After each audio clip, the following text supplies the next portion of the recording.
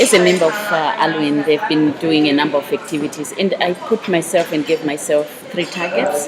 My first target was to mobilize the leadership of young women to actually go and reach out through the YWCA to having young women with us who come and join the association, and within that space have a safe space within which young women can talk about their sexual and reproductive health issues and be able to identify what do they need, what are they confronting, what are the solutions that they're looking at. So for instance, here at the International Women's Summit that the World YWCA is hosting with 200 young women, we have come to be part of the program, and for us they're raising a number of issues which at times are not so visible, the issues of internet dating which is happening, the sexual abuse that also happens, and also at times the issues relating to young women being widows, having to go into a relationship again, access to services, the quality of the services.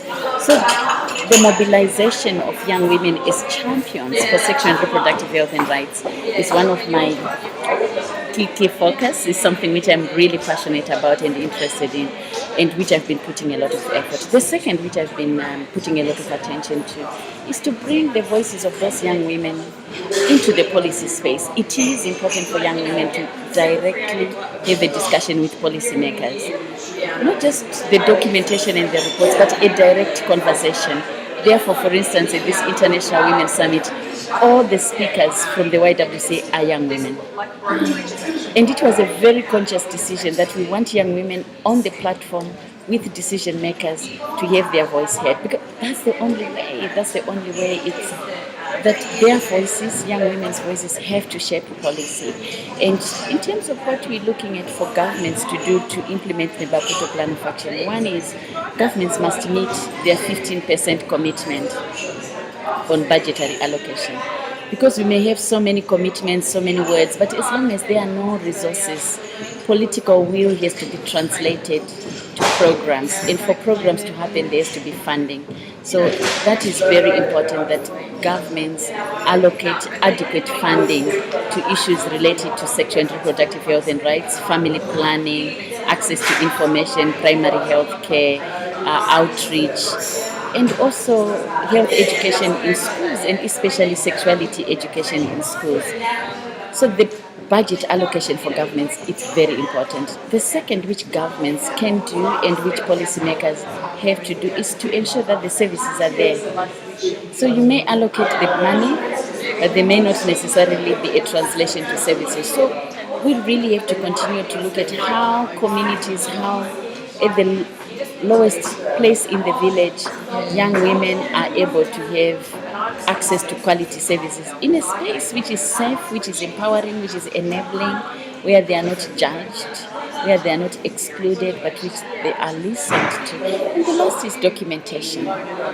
We really have to create opportunities for young women to tell their stories. And with the whole possibility of social media, in my organization, in my work, we say, be there, be on Facebook, talk about it, tweet your work, be in the blog. If you have no access, do group email.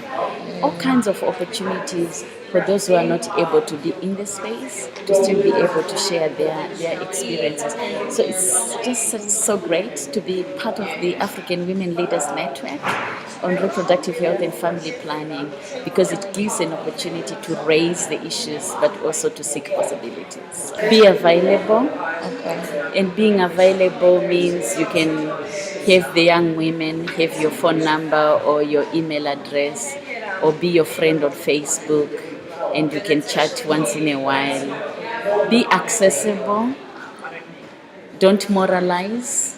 When you talk to young women, you are talking to a woman who happens to be young. Mm-hmm. So talk to her with trust, with respect, with understanding. That young women have knowledge, have skills, know what they want. So it's important to be not to be judgmental, but to be more listening. When you are a mentor, you need to listen. And it's not just listening to the words, it's also listening to the emotion. But be available, be accessible, and be respectful.